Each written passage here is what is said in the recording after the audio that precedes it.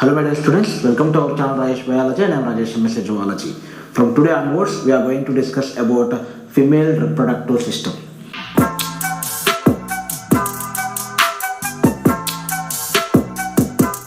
Female reproductive system.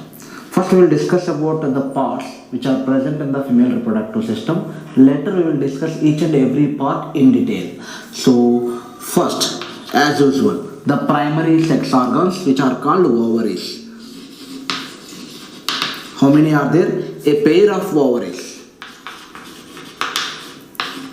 A pair of ovaries and a pair of oviducts. Here in humans we called it as fallopian tubules. A pair of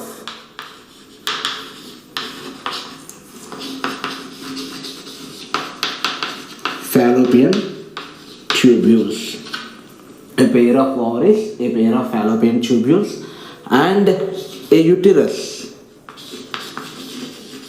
A single uterus is there, and of course the cervix is also a part of uterus. That's why I'm not discussing here as a cervix as a special part. So uterus, and after the uterus the cervix is also there, and the next a vagina and external genitalia. External genitalia. And here we forget about the glands. Associated glands are also there. In that particularly we have to discuss about mammary glands. A pair of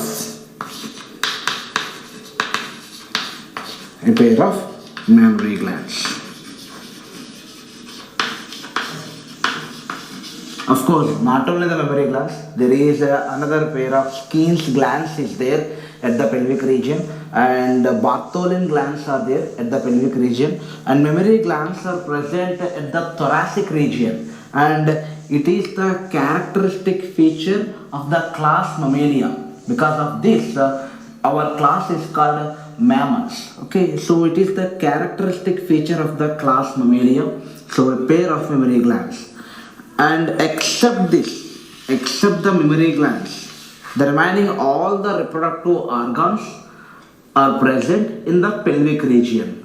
So you already know what is pelvic region means, because we discussed in the male reproductive system. As like that, in females also, all the reproductive organs are present at pelvic region except the mammary glands. Mammary glands are present in the thoracic region. Even though they are present in the thoracic region, both structurally and functionally, they are associated with, functionally and structurally they are associated with the female reproductive system. For what? They are associated with the female reproductive system for the processes like ovulation and fertilization and implantation, that means pregnancy, and parturition, child care. So these are the reproductive events which happen to the females. So these mammary glands along with these reproductive organs helps to continue this type of processes in the female reproductive system. And now in this video I'm going to explain about a pair of ovaries which are primary sex organs in the female reproductive system. Okay. Ovaries. A pair of ovaries are present. So first I will draw a rough diagram of the female reproductive system here. Later I will take one ovary out to give a detailed explanation for that. So how to draw the diagram of the female reproductive system is also very easy. Okay, so like this you can draw.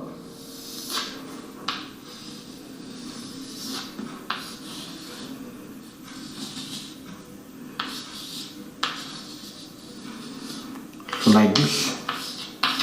So just imagine as my body is the female reproductive system, and the entire abdomen and this thorax region, this is the uterus, and my hands are the fallopian tubes, and between the hand and this uterus wall there is a sac like structure, there is a balloon like structure, that is nothing but ovary.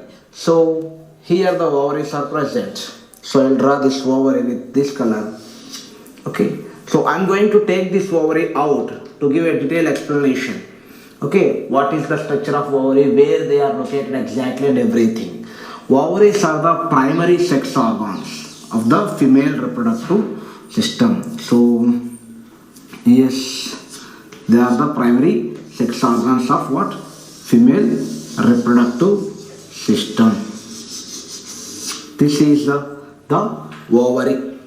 If I enlarge this diagram out, the ovaries look like this. Now come to the layers of the ovary which are cover the ovary. Okay, first the outermost layer is called, it is cuboidal epithelium. The outermost layer of the ovary is formed by simple means a single layer, simple cuboidal means this. And I think you already know, we already discussed in epithelial tissues, cuboidal cells has two functions. The two functions are absorption and secretion. And this type of cuboidal epithelial cells mainly found in ducts of the glands and tubules of the nephron and germinal epithelium. Very important, the germinal epithelium is always formed by the cuboidal cells. Not only in the female reproductive system, in male reproductive system also, the germinal epithelium is formed by the cuboidal epithelial cells. So this is the cuboidal epithelial cells, which are cube-like cells, and this is called what? Germinal epithelium. Germinal epithelium, which is the outermost layer of the ovary. It is the outermost layer of the ovary. Underlying this, beneath the germinal epithelium, there is a thick layer. There is a connective tissue sheath. There is a connective tissue sheath. This connective tissue sheath is called tunica albuginea. What it is called? Tunica albuginea. Where you hear the name tunica albuginea before? You hear about the tunica albuginea in male reproductive system, because the testis is covered by the tunica albuginea, and that tunica albuginea inwards into the testis and divide the testis into several lobules. We discussed there about the tunica albuginea. Here also tunica albuginea is there, but it is the inner layer. Actually, it is not inner layer in the ovary. Tunica albuginea is the outer layer. How? Just try to understand the single line here. It is the testis. Just imagine it is the testis. Yellow color layer, it is what? Testis. And the testis is covered by white color tunica albuginea. This is the outer covering of testis. So as like that, it is the main body of the ovary. This is what? The main body of the ovary is like this. It is the green color, okay? So this is the main body of the ovary. This main body of the ovary's outer covering is, forget about the germinal epithelium. The outer covering of the main body is what? Tunica albuginea. Here also outer covering of testis is tunica albuginea. In testis, outside the tunica albuginea, there is a visceral peritoneal layer. There is a double fold visceral peritoneal layer. The double fold visceral peritoneal layer is called what? Tunica vaginalis. That means there is a visceral peritoneum, and peritoneal layer is present each and every organ of our body. Every organ, heart, pericardium, lungs, pleura, and kidney, visceral peritoneum, that is retroperitoneum. Here tunica vaginalis.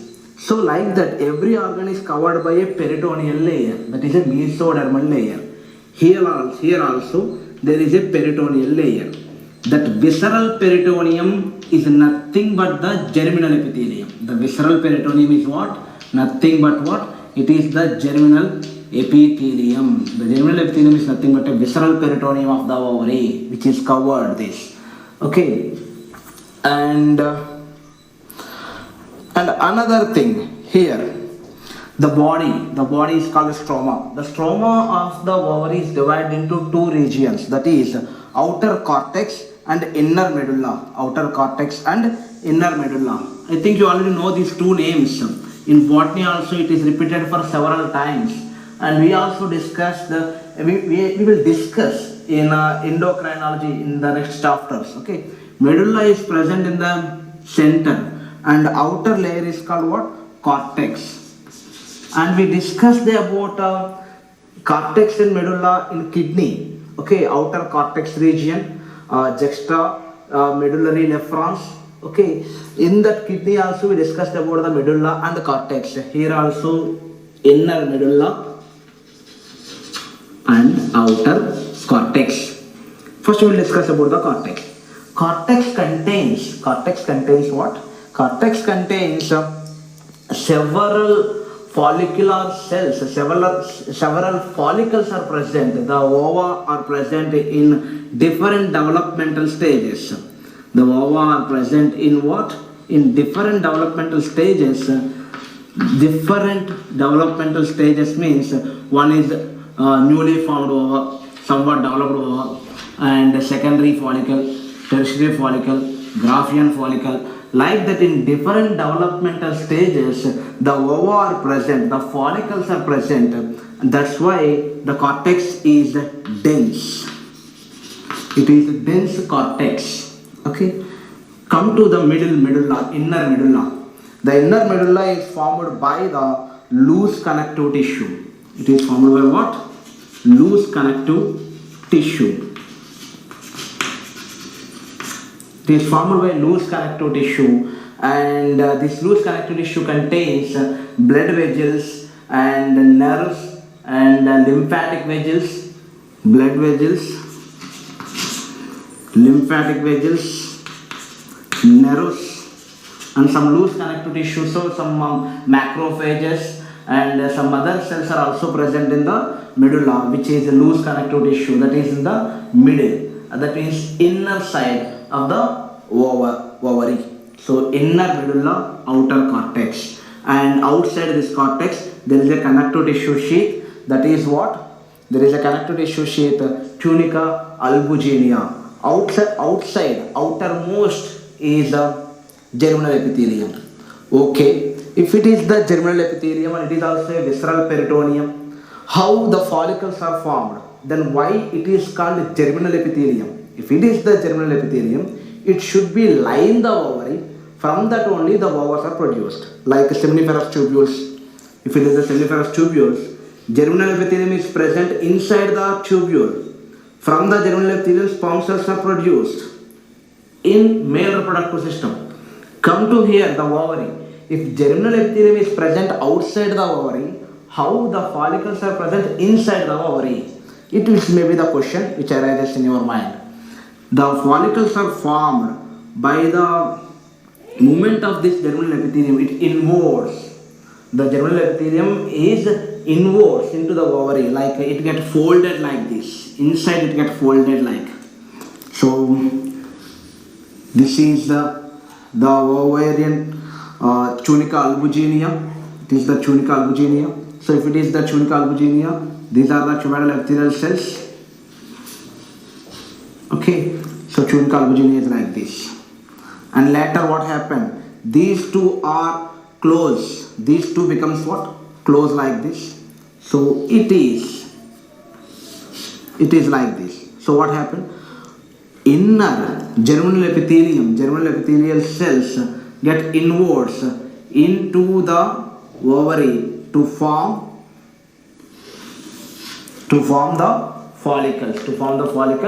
It inwards into the ovary.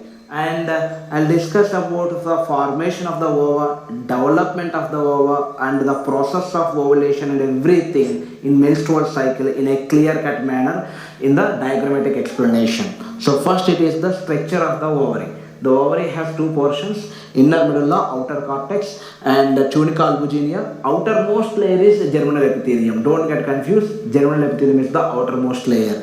And this ovary is attached with the uterus wall, and it attached with the abdominal wall also, because it is present in the pelvic region. These ovaries should attach with the abdominal wall, or otherwise they will float or they will fall down from that space. So they have to attach, they have to maintain their position. That's why they are attached with the abdominal wall with a double fold peritoneum. It is the real double fold peritoneal layer. Okay, it is the double fold peritoneum. The double fold peritoneum is just like the tunica vaginalis. Okay, it is also visceral peritoneum. It is what? Visceral peritoneum. Like visceral peritoneum means cirrhosis of the gut. That is a visceral peritoneum. So if the peritoneum layer is divided into the two layers, one is visceral peritoneum, another one is somatic peritoneum. So it is the visceral peritoneum. Now it is double fold peritoneal layer which attaches the ovary with abdominal wall. That is called, I'll write here, very important, that is mesovarium. Very, very important repetitive question. Mesovarium is the double fold peritoneum which attaches the ovary with the abdominal wall. That is mesovarium. Okay, and this is about the ovaries. Next, in this class only, I am going to explain about the fallopian tubes. Okay, now fallopian tubes.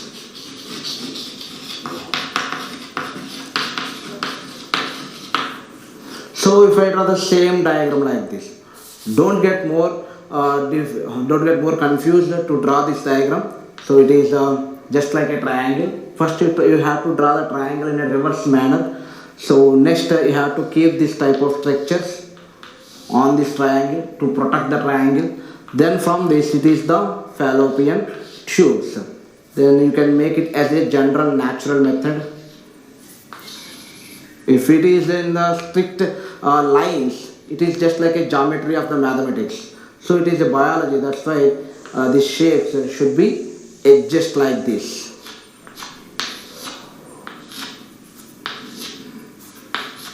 So like this. Now we already completed about the ovary. I'm going to take the fallopian tube out. I'm going to take the fallopian tube out from this diagram. I'm going to draw here. So it is the fallopian tube.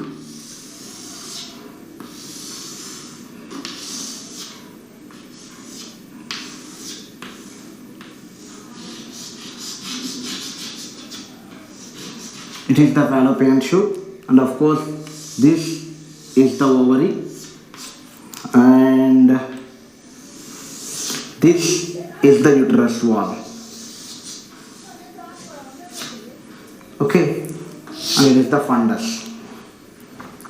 So this fallopian tube internally lined by the ciliated epithelium. So it is the fallopian tube. It is very narrow. It is ciliated epithelium. The cilia is like this. Inside there is a cilia. So if we divide the fallopian tube, the parts are, there is 3 parts in the fallopian tube. That is actually fallopian tubes, very important, you have to know this. Fallopian tubes are not erased from the uterus. They are not extend from the uterus. Okay, actually the fallopian tubes are start from the ovary. They are start from the ovary. There is a physical association between the ovary and the fallopian tube. Okay, don't think there is a space and the ova is released from this ovary and that will travel in different directions. Don't think like that. It has a physical association with the ovary, and the fallopian tubes are starts from the ovary. That means actually the drawing what I draw here, it is the wrong manner how to draw the fallopian tube. Actually, if it is start from the ovary, the fallopian tube should be drawn like this. From the ovary there is a finger-like projections called fimbriae. Fimbriae are the finger-like projections, and that leads to a funnel-shaped structure. The funnel-shaped structure is like it is called infundibulum. Infundibulum.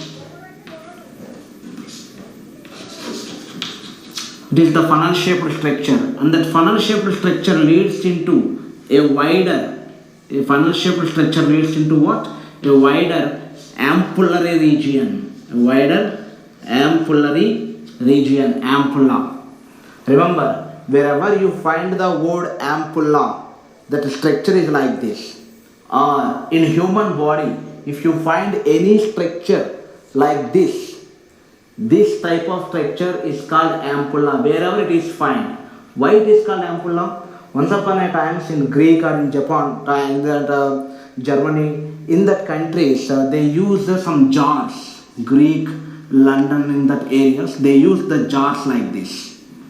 I think you also see this type of jars in movies or in some parties or in some exhibitions. You may observe this type of jars, and this jar opening is called ampulla. In that time, the jar opening is called what?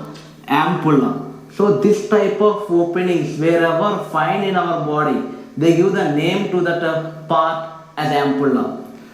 Where you hear about the ampulla? In digestive system, ampulla of water, that is ampullary structure. And in our inner ear, there is a ampulla in which some sensory cells are present. Okay, and here also we are hearing ampulla because the structure is like this. Okay, so fimbriae, next infundibulum, and then next ampulla, and then next it leads to the uterus with a narrow tube. That narrow tube is called what? Isthmus. Isthmus means bridge. Isthmus means a way which connects to different ends. That is called isthmus. Here isthmus bind two things. What is the two things? One is the site of fertilization, another one is the site of implantation. So isthmus connects two sites. One is the site of fertilization, another one is the site of implantation. It is a bridge. That's why this bridge is called what? Isthmus. Now, from the ovary, once the Graafian follicle ruptures, that means the mature follicle ruptures, the released ova collected by the fallopian tube with the help of fimbriae, because fimbriae, if it is the ovary, if it is my fingers are the fimbriae, it always stimulates the ovary to release that ova, to get that ova. Okay, so that's why because of this fimbria movements, the ova is released, and released ova collected into this infundibulum, into the fallopian tube, and from the infundibulum it gradually reaches the ampulla. It reaches what? Ampulla. Actually, that is the site where the fertilization takes place. The junction of the ampulla and isthmus, ampullary isthmic junction, where the fertilization takes place. We will discuss about fertilization also in further classes. From the ampulla, it reaches the uterus through the isthmus. So, isthmus inside, it has the ciliated epithelium. And you already know, wherever the cilia is always present in the hollow organs. Wherever the cilia main function is movement of the particles. Maybe that is a air or dust particles or the cerebrospinal fluid in the spinal cord or the ovum in the fallopian tube. It helps in the movement. Movement of what? Movement of ova if it is not fertilized, or movement of zygote if it is get fertilized here. So movement of ova or zygote towards the uterus is maintained, or it is assisted by the fallopian tube isthmus part, this isthmic part. Okay, so fallopian tube contains three parts mainly: infundibulum, ampulla, and isthmus. And infundibulum is very close to the ovary, and the fallopian tube arises from the ovary, and the funnel shaped structure which close to the ovary is called infundibulum, which has the finger like projections called fimbriae. The next ampulla, which is the wider part. Very important, they ask like in which of the following part is the wider in fallopian tube, or find out the narrow tube like structure in the fallopian tube, and find out the funnel shaped structure of the fallopian tube, like that. Funnel shaped infundibulum, wider ampulla, and narrow isthmus. And isthmus have the cilia, and it conducts that ova or zygote towards the uterus. Okay, clear. Next, this fallopian tube also bind with the abdominal wall. It is also attached with the abdominal wall with a double layered peritoneum. Double layered peritoneum. The double layered peritoneum which attaches the fallopian tube with the abdominal wall is called mesosalpinx. It is called what? Mesosalpinx. And this is about the fallopian tube, and we will discuss about the fertilization and the cleavages and everything in the further classes. A simple structure of the fallopian tube is this. Main parts are fimbriae, finger-like projections, funnel-shaped infundibulum, wider ampulla, and a narrow isthmus. And it is attached with the abdominal wall with a double-layered peritoneum called mesosalpinx. Okay, and this is about today's class. We will discuss about the uterus and the remaining things in the next class. Thank you.